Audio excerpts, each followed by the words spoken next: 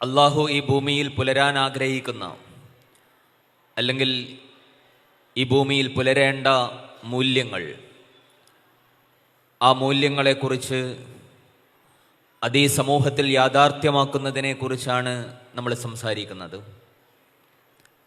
അള്ളാഹു ചേർത്ത് വെക്കാൻ കൽപ്പിച്ചിട്ടുള്ള ബന്ധങ്ങളെക്കുറിച്ച്, ആ ബന്ധങ്ങളിലൂടെ ഈ സമൂഹത്തിൽ രൂപപ്പെടേണ്ട ഒരു സാമൂഹിക ജീവിതത്തെക്കുറിച്ച് ഒക്കെ നമ്മളിവിടെ ഇരുന്ന് സംസാരിക്കുമ്പോൾ തീർച്ചയായും അത് നമ്മളുടെ ജീവിതത്തിലെ ഏറ്റവും നല്ല സുഹൃതങ്ങളായി മാറുകയാണ്. ഇനി വരുന്ന ഒരു മാസക്കാലം ഈ കേരളീയ സമൂഹത്തോട് നമ്മൾ സംവദിക്കുന്ന ആശയത്തെക്കുറിച്ചും, ആ ആശയത്തെ നമ്മളുടെ ജീവിതത്തിലേക്ക് ചേർത്ത് വെച്ചുകൊണ്ട് നമ്മളുടെ പ്രായോഗികമായ ജീവിതത്തിൽ വരുത്തുന്ന മാറ്റങ്ങളെക്കുറിച്ചുമൊക്കെ ചില തീരുമാനങ്ങൾ എടുക്കുന്ന സന്ദർഭങ്ങൾ കൂടിയാണ് ഈ അല്ലെങ്കിൽ വരാനിരിക്കുന്നത്. ഇവിടെ നേരത്തെ സൂചിപ്പിച്ചതുപോലെ ഇത്തരമൊരു ക്യാമ്പയിൻ ഇത്ര വിപുലമായി സംഘടിപ്പിക്കുന്നതിൻ്റെ ഒരു പശ്ചാത്തലത്തെയും സാഹചര്യത്തെയും കുറിച്ചൊക്കെ ഇവിടെ വിശദീകരിക്കുകയുണ്ടായി. എന്തുകൊണ്ട് അത്തരം ചിന്തകൾ അല്ലെങ്കിൽ അത്തരം ആശയങ്ങൾ നമുക്കുള്ളിലേക്ക് കൂടി കടന്നു വരുന്നു എന്നതിനെക്കുറിച്ച് നമ്മൾ ആലോചിക്കുമ്പോൾ അതിൽ പ്രധാനമായും രണ്ട് കാര്യങ്ങൾ നമ്മൾ മനസ്സിലാക്കേണ്ടതുണ്ടാവും.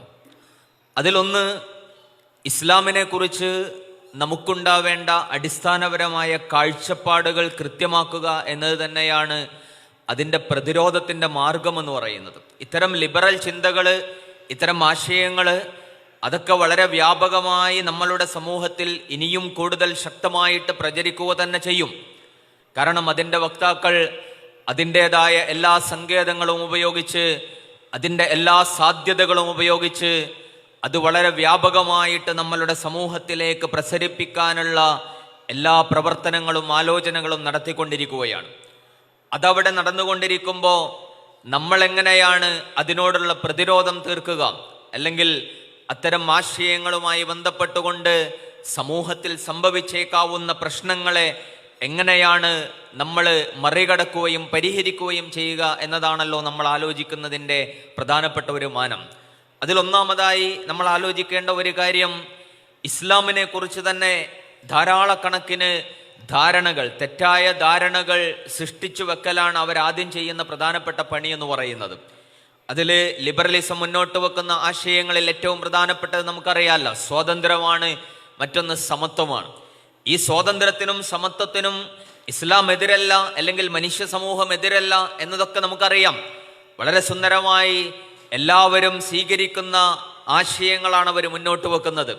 പക്ഷേ ആ സുന്ദരമായ ആശയങ്ങളിലൂടെ അവർ ഇസ്ലാം മുന്നോട്ട് വെക്കുന്ന ആ ജീവിത കാഴ്ചപ്പാടുകളെ നിരന്തരമായി ചോദ്യം ചെയ്യുന്ന പ്രവണതകൾ നമ്മൾ കാണുകയാണ്. ഒരു വശത്ത് അവർ പറയുന്ന ഒരു കാര്യം, ഇസ്ലാം എന്ന് പറയുന്നത് സ്ത്രീകളെ അടിച്ചമർത്തുന്ന ഒരു മതമാണ്, സ്ത്രീകൾക്കൊരു സ്വാതന്ത്ര്യവും അനുവദിക്കാത്ത മതമാണ്, അല്ലെങ്കിൽ ഇസ്ലാമിലെ സ്ത്രീ എന്ന് പറയുന്നത് രണ്ടാം തരക്കാരിയാണ്. ഇത് നിരന്തരമായി പല രൂപത്തിൽ ഇങ്ങനെ സംസാരിച്ചുകൊണ്ടും പ്രചരിപ്പിച്ചുകൊണ്ടും ഇരിക്കുമ്പോൾ ഇത് കേൾക്കുന്ന ആളുകളെ സംബന്ധിച്ചിടത്തോളം അവര് ചിലപ്പോഴെങ്കിലും ആലോചിച്ചു പോവുകയാണ്, ആ പറയുന്നതിൽ ചില കാര്യങ്ങളൊക്കെ ഉണ്ടല്ലോ. കാരണം ഒരുപാട് ഉദാഹരണങ്ങൾ അവരുടെ മുന്നിലേക്ക് വരും.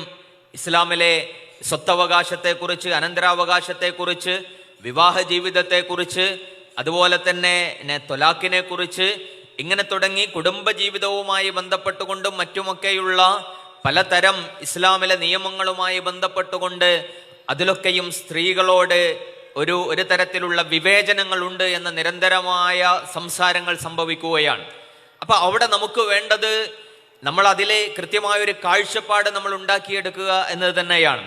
കാരണം നമ്മൾ മനസ്സിലാക്കേണ്ട ഒരു പ്രധാനപ്പെട്ട കാര്യം, ഇപ്പോൾ ഇവരിതൊക്കെ പ്രചരിപ്പിക്കുമ്പോൾ തന്നെ പറയുന്ന ഒരു കാര്യം നേരത്തെ ഇവിടെ പരാമർശിക്കുകയുണ്ടായി. ഇസ്ലാം എന്ന് പറയുന്നത് അത് 6-ാം നൂറ്റാണ്ടിലെ 7-ാം നൂറ്റാണ്ടിലെ ഇറങ്ങിയ അധ്യാപനങ്ങളെ മുൻനിർത്തിയിട്ടാണ് 21-ാം നൂറ്റാണ്ടിൽ സംസാരിക്കുന്നത്. മനുഷ്യരൊരുപാട് മാറിയിട്ടുണ്ട്, കാലം ഒരുപാട് മാറിയിട്ടുണ്ട്, സംസ്കാരവും നാഗരികതയും ഒക്കെ മുന്നോട്ട് പോയിട്ടുണ്ട്. ആ മുന്നോട്ട് പോക്കിൽ മനുഷ്യന്റെ ചിന്തകൾ ഒരുപാട് പുരോഗമിച്ചിട്ടുണ്ട്. ഈ പുരോഗമനാത്മകമായ ചിന്തകളോടും ആശയങ്ങളോടും ഒന്നും ചേർന്ന് നിൽക്കുന്ന ആശയങ്ങളല്ല നിങ്ങളുടെ കയ്യിലുള്ളത്. അത് അവർ പറയുന്ന ചില പ്രയോഗങ്ങളുണ്ടാകും. 6-ാം നൂറ്റാണ്ടിൽ നിന്ന് ബസ് കിട്ടാത്ത ആളുകളാണ് നിങ്ങൾ എന്നൊക്കെയുള്ള രൂപത്തിൽ അവര് മുസ്ലിങ്ങളോട് അല്ലെങ്കിൽ വിദ്യാർത്ഥിനികളോട് മുസ്ലിം സമൂഹത്തോട് അവർ നിരന്തരം സംസാരിച്ചു കൊണ്ടിരിക്കും. അപ്പൊ ചിലരെങ്കിലും ആലോചിക്കും അത് ശരിയാണല്ലോ എന്നുള്ളത്.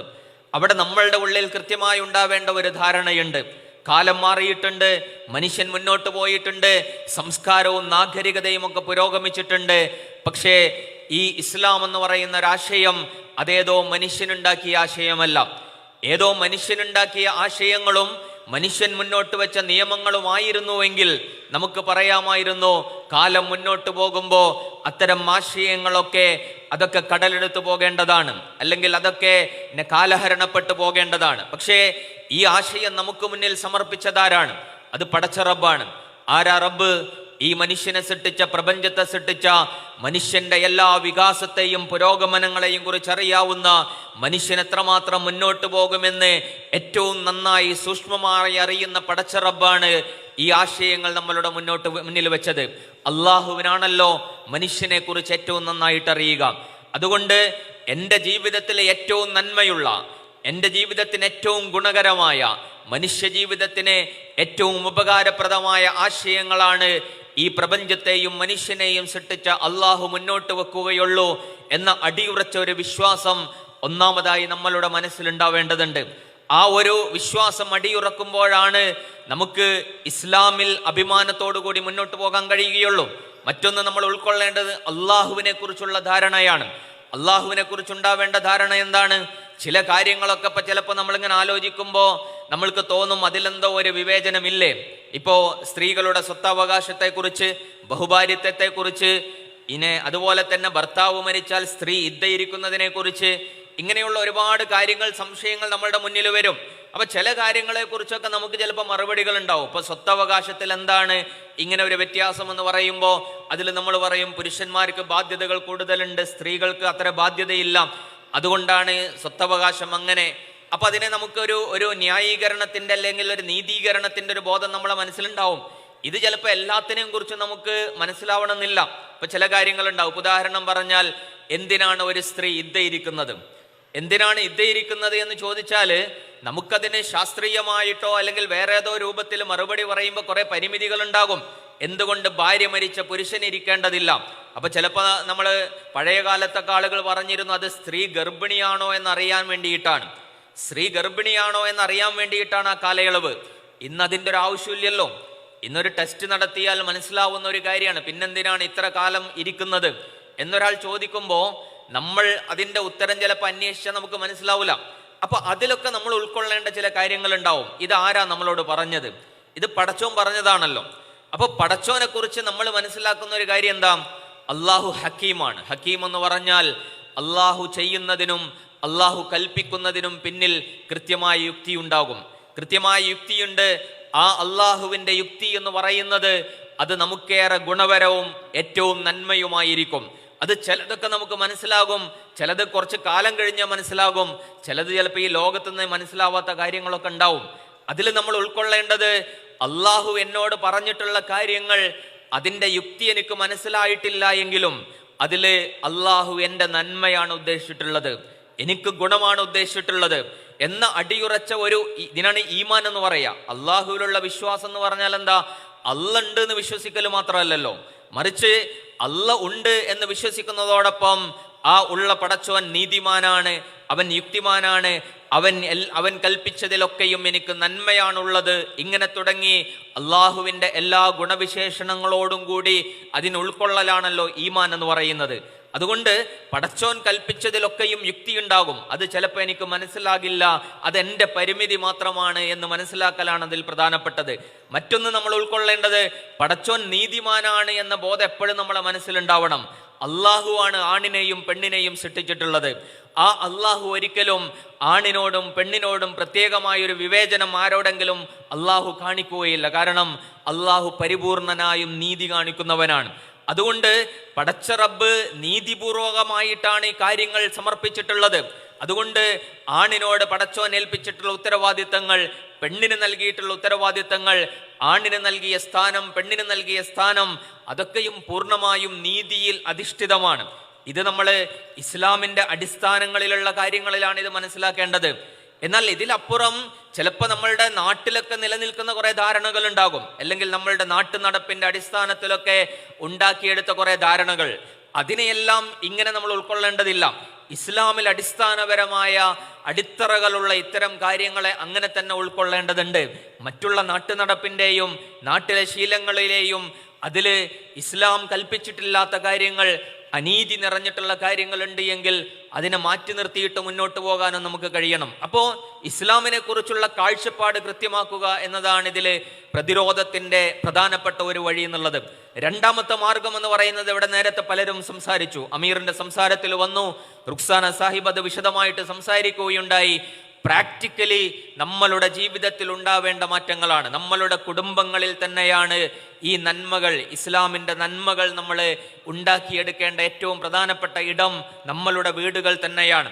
പല ആളുകളും അല്ലെങ്കിൽ പലരും ഇത്തരം ലിബറൽ ചിന്തകളിലേക്കും ഇത്തരം ആശയങ്ങളിലേക്കും പോകാനുള്ള പ്രധാനപ്പെട്ട കാരണം ഇങ്ങനെ കുറേ പുസ്തകങ്ങൾ വായിച്ചിട്ടും കുറേ ചിന്തകൾ കേട്ടിട്ടൊന്നല്ല. കുറേ ആളുകൾ പ്രാക്ടിക്കലായിട്ടുള്ള പ്രായോഗികമായ അനുഭവങ്ങളിൽ നിന്നാണ്. കാരണം വിവാഹിതരായ ആളുകൾ അനുഭവിക്കുന്ന കുറേ പ്രശ്നങ്ങൾ, കുറേ അനീതികൾ, കുറേ വിവേചനങ്ങൾ, ഭർതൃവീട്ടിൽ ഒരു പെൺകുട്ടി അനുഭവിക്കേണ്ടി വരുന്ന പ്രശ്നങ്ങൾ, അതൊക്കെ ഇപ്പോൾ എല്ലാവരും ഷെയർ ചെയ്യുന്ന ഒരു കാലം കൂടിയാണ്. ഇപ്പോൾ ഫേസ്ബുക്കിലും അതുപോലെയുള്ള സോഷ്യൽ മീഡിയയിലുമൊക്കെ ഓരോരുത്തർ അനുഭവിക്കുന്ന പ്രയാസങ്ങൾ നിരന്തരമായി ആളുകൾ ഇങ്ങനെ സംസാരിച്ചു കൊണ്ടിരിക്കുകയാണ്. അപ്പൊ ഇതൊക്കെ കേൾക്കുകയും വായിക്കുകയും ചെയ്യുന്ന ഒരാളെ സംബന്ധിച്ചിടത്തോളം വിവാഹ ജീവിതം എന്ന് പറയുന്നത് കുറച്ച് പ്രയാസമുള്ള, കുറെ ബുദ്ധിമുട്ടുള്ള കാര്യമാണ് എന്ന ഒരു ധാരണയിലേക്ക് അവരെത്തുകയും അങ്ങനെയാണ് പലപ്പോഴും വിവാഹം വേണ്ടതില്ല എന്നും അത്തരമൊരു ജീവിതത്തിലേക്ക് പോകേണ്ടതില്ല എന്ന തീരുമാനങ്ങളൊക്കെ എടുക്കുന്നതിൻ്റെ ഒരു പ്രധാന കാരണം ഇത്തരം അനുഭവങ്ങളാണ്. അതുകൊണ്ട് ആ അനുഭവങ്ങളെ മാറ്റിയെടുക്കുന്ന ഒരു ജീവിതാനുഭവങ്ങൾ സമ്മാനിക്കുക എന്നതാണ് അതിലെ പ്രധാനപ്പെട്ട വഴി. വിവാഹം എന്ന് പറയുന്നതും കുടുംബം എന്ന് പറയുന്നതും അതൊക്കെയും ജീവിതത്തിലെ മനോഹരമായ കാര്യങ്ങളാണ് എന്നും ജീവിതത്തിൻ്റെ നന്മകളാണ് എന്നും ദീനീപരമായും ഭൗതികമായിട്ടും നമുക്ക് നേട്ടങ്ങളും നന്മകളും ഉണ്ടാകുന്ന കാര്യമാണ് എന്നും അനുഭവിക്കാൻ കഴിയണം. ഇപ്പൊ ഇവിടെ കൂടിയിരിക്കുന്ന ആളുകൾ അവരൊക്കെ ജീവിതത്തിൽ ഓരോ റോള് വഹിക്കുന്നവരായിരിക്കും. ഭർത്താവ് ഉണ്ടാകും, ഭാര്യയുണ്ടാകും, ഉമ്മയുണ്ടാകും, ഉപ്പയുണ്ടാകും, അമ്മോശനുണ്ടാകും, അമ്മായിമ്മയുണ്ടാകും, ഇങ്ങനെ പലരും ഉണ്ടാകും ഇവിടെ. ഓരോരുത്തർക്കും കുടുംബ ജീവിതത്തിലുള്ള ഒരുപാട് റോളുകൾ ഉണ്ടാകും. ആ റോളൊക്കെയും ഏറ്റവും ഭംഗിയായിട്ട് തന്നെയാണ് നിർവഹിക്കുന്നത് എന്ന് ഉറപ്പുവരുത്താൻ നമുക്ക് കഴിയണം. കുടുംബ ജീവിതത്തിലെ പരസ്പരം മനസ്സിലാക്കണം എന്നൊക്കെ നമ്മൾ പറയാറുണ്ട്. ഈ മനസ്സിലാക്കുന്നതോടൊപ്പം പരസ്പരം റെസ്പെക്റ്റ് ചെയ്യുക എന്ന് പറയുന്നത് ഏറ്റവും പ്രധാനപ്പെട്ട കാര്യമാണ്. കാരണം ഒരു കുടുംബത്തില് ഇസ്ലാം അതിൻ്റെ ഉത്തരവാദിത്തങ്ങളെയും ബാധ്യതകളെയും കുറിച്ച് സംസാരിക്കുമ്പോൾ പരസ്പര പൂരകമായിട്ടാണ് പറഞ്ഞിട്ടുള്ളത്. ആണിനുള്ള ഉത്തരവാദിത്തങ്ങളും പെണ്ണിനുള്ള ഉത്തരവാദിത്തങ്ങളും പറയുമ്പോൾ അതിൽ ആണ് നിർവഹിക്കുന്ന ഉത്തരവാദിത്തങ്ങൾ വളരെ മഹത്തരമായതും സ്ത്രീ നിർവഹിക്കുന്നത് അത്ര വാല്യൂ ഇല്ലാത്തതും എന്ന ഒരു കാഴ്ചപ്പാട് നമുക്കിടയിൽ ഉണ്ടാകാൻ പാടില്ല. മറിച്ച് അവർ രണ്ടുപേരും നിർവഹിക്കുന്നത് വളരെ ഉത്തമമായ ഡ്യൂട്ടികളാണ്. അതുകൊണ്ട് ഒരു പുരുഷനെ ബഹുമാനിക്കണം എന്നത് നിരന്തരമായി നമ്മൾ പറയുകയും കേൾക്കുകയും ചെയ്യുന്ന ഒരു കാര്യമാണ്. അത് തീർച്ചയായിട്ടും ഉണ്ടാവേണ്ടതാണ്. ഒരു കുടുംബ ജീവിതത്തെ മുന്നോട്ട് കൊണ്ടുപോകാൻ സാമ്പത്തികമായിട്ടും അതുപോലെയുള്ള കാര്യങ്ങളൊക്കെ നേടിയെടുക്കാൻ അധ്വാനിക്കുന്ന ഒരു പുരുഷന് ഒരു റെസ്പെക്റ്റ് കിട്ടേണ്ടതുണ്ട്. എന്നാൽ ഈ റെസ്പെക്റ്റ് തിരിച്ചും കൊടുക്കാനുള്ളതാണ്. സ്ത്രീക്കും ഈ റെസ്പെക്റ്റ് കൊടുക്കണം. അതിൽ ഒരു തരത്തിലുള്ള ഈഗോയും ഉണ്ടാകാൻ പാടില്ല. അതിനൊന്നാമതായി അള്ളാഹു തന്നെ ആണിനെയും പെണ്ണിനെയും ആദരിച്ചിട്ടുണ്ടല്ലോ. പിന്നെ എന്തിനാണ് സ്ത്രീയെ ആദരിക്കുന്നതിന് നമുക്ക് തടസ്സമുണ്ടാകുന്നത്? ഒരു കുടുംബ ജീവിതത്തിൽ നേരത്തെ ഇവിടെ വിശദീകരിച്ചു, ഒരു കുടുംബ ജീവിതത്തിലൂടെ കടന്നു പോകുന്ന ഒരു സ്ത്രീ അനുഭവിക്കുന്ന ഒരുപാട് പ്രയാസങ്ങളുണ്ട്. ശാരീരികവും മാനസികവുമായ അധ്വാനങ്ങളുണ്ട്. ഈ അധ്വാനങ്ങൾക്കൊക്കെ വേണ്ട രീതിയിലുള്ള റെസ്പെക്റ്റ് പലപ്പോഴും നമ്മളുടെ കുടുംബങ്ങൾക്കകത്ത് കിട്ടുന്നില്ല എന്ന് പറയുന്ന ഒരു പ്രശ്നമുണ്ട്. അതുകൊണ്ട് അതൊക്കെ മാറിയെടുക്കുന്ന ഒരു അന്തരീക്ഷം നമ്മളുടെ കുടുംബ ജീവിതത്തിൽ സൃഷ്ടിക്കപ്പെടാൻ തീർച്ചയായിട്ടും നമുക്ക് സാധിക്കേണ്ടതുണ്ട്. മാത്രമല്ല പുതിയ കാലത്ത് നമ്മളുടെ ചിന്തകളെ ഇസ്ലാമികമായിട്ടുള്ള കാര്യങ്ങളെക്കുറിച്ച് നമ്മൾ ഇസ്ലാമിക വിരുദ്ധമല്ലാത്ത കുറേ കാര്യങ്ങൾ പുതിയ കാലത്ത് നമ്മൾ ഉൾക്കൊള്ളേണ്ടതായിട്ടുണ്ടാകും. ഇപ്പൊ സ്ത്രീകളുടെ പഠനവുമായി ബന്ധപ്പെട്ടും ജോലിയുമായി ബന്ധപ്പെട്ടുകൊണ്ടൊക്കെയുള്ള നമ്മളുടെ കാഴ്ചപ്പാടുകൾ ഉണ്ടാകും. അതൊന്നും മറ്റുള്ളവരുടെ മേൽ അടിച്ചേൽപ്പിക്കുന്ന രൂപത്തിലാകാൻ പാടില്ല. നമ്മളുടെ വീട്ടിൽ ചിലപ്പോൾ ഒരു സിസ്റ്റം ഉണ്ടാകും. ആ സിസ്റ്റത്തിനകത്ത് എല്ലാവരും അതുപോലെയാകണമെന്ന നിർബന്ധം പിടിക്കലുകളൊക്കെ പലപ്പോഴും പല രൂപത്തിലുള്ള അനീതികൾ സംഭവിക്കാനുള്ള കാരണമാകാൻ സാധ്യതകളുണ്ട്. അതുകൊണ്ട് അതൊക്കെ മനസ്സിലാക്കിയിട്ട് ഓരോരുത്തരുടെയും വ്യക്തിത്വത്തെ മാനിക്കുന്ന രൂപത്തിൽ, അവരെ റെസ്പെക്റ്റ് ചെയ്യുന്ന രൂപത്തിൽ, അവരുടെ സാഹചര്യങ്ങളെ മനസ്സിലാക്കുന്ന രൂപത്തിലൊക്കെയുള്ള കുടുംബ അന്തരീക്ഷങ്ങൾ നമുക്കിടയിൽ ഉണ്ടാക്കിയെടുക്കാൻ കഴിയണം. മക്കളെ ആ രൂപത്തിൽ നമ്മൾ പരിശീലിപ്പിക്കണം. പ്രത്യേകിച്ച് ഇപ്പോഴത്തെ തലമുറയിലെ മക്കളെന്ന് പറയുന്നത് ഈ ബോധം നന്നായിട്ടുള്ളവരാണ്. അതായത് വിവേചനങ്ങൾ ഉണ്ടാകുമോ എന്ന ബോധം നന്നായിട്ടുള്ളവരാണ്. അതുകൊണ്ട് ഒരു വീട്ടിൽ പെൺകുട്ടിയും ആൺകുട്ടിയും ഉണ്ടാകുന്ന സമയത്ത് അവരോട് നമ്മൾ പുലർത്തുന്ന സമീപനത്തിൽ സൂക്ഷ്മത ഉണ്ടാവണം. റസൂലുള്ളാഹി സ്വല്ലല്ലാഹു അലൈഹി വസല്ലം പറഞ്ഞിട്ടുണ്ടല്ലോ, നിങ്ങൾക്ക് മക്കൾ ഉണ്ടാവുകയാണ്, നിങ്ങൾക്കൊരു പെൺകുട്ടി ഉണ്ടാവുകയാണ്, ആ പെൺകുട്ടിയെ നിങ്ങൾ മാന്യമായി വളർത്തുകയാണ്, ആൺകുട്ടിക്ക് അവളേക്കാൾ മുൻഗണന കൊടുക്കാതെ നിങ്ങൾ വളർത്തുകയാണ് എങ്കിൽ നിങ്ങൾക്ക് സ്വർഗമുണ്ട്. ആ വാചകം വളരെ കൃത്യമായിട്ട് ആ ഹദീസിൽ കാണാൻ കഴിയും. കാരണം ആളുകൾ പലപ്പോഴും ആൺകുട്ടിക്ക് കൂടുതൽ പ്രാധാന്യവും അതുപോലെ തന്നെ മുൻഗണനയും പല വിഷയത്തിൽ നൽകുന്നുണ്ടാകും. അങ്ങനെ നൽകാതെ മക്കൾക്കിടയിൽ വിവേചനമില്ലാതെ വളർത്തണം. അത് സമ്പത്ത് കൊടുക്കുന്ന വിഷയത്തിലോ മറ്റു പരിഗണനകൾ കൊടുക്കുന്ന വിഷയത്തിൽ മാത്രമല്ല. നമ്മൾ വളർത്തുന്ന ഒരു ഉദാഹരണം മാത്രം പറയാം. ഇപ്പോൾ നമ്മൾ മക്കളെ വളർത്തുമ്പോൾ നമുക്കൊരു പെൺകുട്ടി ഉണ്ടാവുകയാണ്. 7ാം ക്ലാസ്സിലോ 8ാം ക്ലാസ്സിലോ എത്തുന്ന ഒരു സമയത്ത് നമ്മൾ പെൺകുട്ടിയോട് എന്ത് പറയും? മോളെ, നീ പാത്രം കഴുകി വെക്കണം എന്ന് പറയും, അല്ലെ? നമ്മൾ മക്കളോട് പറയും, പാത്രം കഴുകി വെക്കാനും വീട്ടിലെ ജോലികളൊക്കെ പറയും. അതേ പ്രായത്തിലുള്ള ഒരു ആൺകുട്ടിയോട് പലപ്പോഴും നമ്മളത് പറയില്ല. അതെന്തുകൊണ്ടാണ് നമ്മൾ അങ്ങനെ ശീലിപ്പിക്കുന്നത്? നമ്മൾ പഠിച്ചിട്ടുണ്ട്, റസൂലുള്ളാഹി സ്വല്ലല്ലാഹു അലൈഹി വസല്ലം വീട്ടിലെ ജോലികൾ ചെയ്യാറുണ്ടായിരുന്നു. അത് സുന്നത്താണ്. അത്തരം പണികൾ ചെയ്യുക എന്ന് പറയുന്നത് സുന്നത്താണ്. ആ സുന്നത്ത് നമ്മളുടെ മക്കളിൽ ഉണ്ടാക്കിയെടുക്കണം. അതുകൊണ്ട് സ്വാഭാവികമായിട്ടും ഒരു പെൺകുട്ടിയോട് നമ്മൾ ഇത്തരം കാര്യങ്ങൾ പറയുന്നത് പോലെ ഒരാൺകുട്ടിയോടും ഇത് പറയാൻ കഴിയണം. ഒന്നുകിൽ അവൻ കഴിച്ച പാത്രമെങ്കിലും കഴുകി വെക്കിപ്പിക്കാനുള്ള ഒരു ശീലം ഉണ്ടാക്കിയെടുക്കണം. ഇല്ലെങ്കിൽ ഉണ്ടാകുന്ന പ്രശ്നം, ആ ആൺകുട്ടി വളർന്നു വലുതായി ഒരു കുടുംബ ജീവിതത്തിലേക്കൊക്കെ എത്തുമ്പോൾ, പ്രത്യേകിച്ച് പുതിയ കാലത്തൊക്കെയുള്ള പെൺകുട്ടികളും ആൺകുട്ടികളുമൊക്കെ അവര് പരസ്പരം ഇത്തരം കാര്യങ്ങളിലൊക്കെ ഷെയർ ചെയ്തൊക്കെ ജീവിക്കുന്ന ആളുകളാണ്. ഇത്തരം കാര്യങ്ങൾ ചെയ്യുന്നതിനൊന്നും അവർക്ക് പ്രയാസങ്ങളില്ലാത്തൊരു കാലമാണ്. ആ സമയത്ത് ഇത്തരം ശീലങ്ങളില്ലാത്തവരെ സംബന്ധിച്ചിടത്തോളം അത് പുതുതായി തുടങ്ങുക എന്ന് പറയുന്നത് അത് കുറച്ച് ബുദ്ധിമുട്ടുള്ള ഒരു കാര്യമായിരിക്കും. എന്നാൽ ചെറുപ്പത്തിൽ തന്നെ ഇത്തരം കാര്യങ്ങളൊക്കെ ശീലിച്ച ഒരാളെ സംബന്ധിച്ചിടത്തോളം വലുതായാലും അത് അവർ ചെയ്തുകൊണ്ടിരിക്കും. അത് മാത്രമല്ല, വീട്ടിലുള്ള ഇത്തരം ജോലികൾ, ഇപ്പൊ പാത്രം കഴുകുക അതുപോലുള്ള കാര്യങ്ങളൊക്കെ, അത് ഒരു പണിയുള്ള കാര്യമാണെന്ന് മനസ്സിലാകണമെങ്കിൽ അത് ചെയ്യണം. ഇത് മനസ്സിലാവാത്തത് കൊണ്ടാണ് പലപ്പോഴും വലുതായി വിവാഹമൊക്കെ കഴിച്ച് സ്ത്രീയോട് ചിലപ്പോൾ ചോദിക്കും, എനിക്ക് വീട്ടിലെന്താ പണി? ഈ ചോദ്യം വരുന്നത് എന്തുകൊണ്ടാണ്? ഈ പണിയുടെ അതൊരു പണിയാണ് എന്നും അത് അത്യാവശ്യം മെനക്കെടുള്ള ഒരു കാര്യമാണ് എന്നൊന്നും മനസ്സിലാവാത്തതിൻ്റെ ഒരു പ്രശ്നം കൂടിയാണ്. അത് നമ്മൾ രക്ഷിതാക്കൾ പ്രത്യേകം ശ്രദ്ധിക്കേണ്ടതാണ്. മക്കളെയൊക്കെ വളർത്തുന്ന സമയത്ത് ആൺകുട്ടികളോടും പെൺകുട്ടികളോടുമൊക്കെ നമ്മൾ ചില ശീലങ്ങൾ ശീലിപ്പിക്കുന്ന സമയത്ത് ഇത്തരം കാര്യങ്ങൾ കൂടി ശീലിപ്പിക്കാൻ പ്രത്യേകം ശ്രദ്ധിക്കേണ്ടതുണ്ട്. ഞാൻ അവസാനിപ്പിക്കുകയാണ്. പറഞ്ഞു വന്നത്, നമ്മൾ സമൂഹത്തിലെ ഇത്തരം പ്രചരിച്ചു കൊണ്ടിരിക്കുന്ന ഇത്തരം ആശയങ്ങളോട് ആശയപരമായിട്ട് തന്നെ സംഘർഷത്തിൽ ഏർപ്പെട്ടുകൊണ്ട് മുന്നോട്ട് പോയിക്കൊണ്ടിരിക്കുകയാണ്. ആ സമയത്ത് മുസ്ലിം സമൂഹം എന്ന നിലക്ക് നമ്മളിൽ അടിയുറക്കേണ്ട ഒന്നാമത്തെ കാര്യം ഇസ്ലാമിനെ കുറിച്ചുള്ള ഈ കാഴ്ചപ്പാടുകൾ നമ്മളുടെ ഉള്ളിൽ അടിയുറക്കുക എന്ന് തന്നെയാണ്.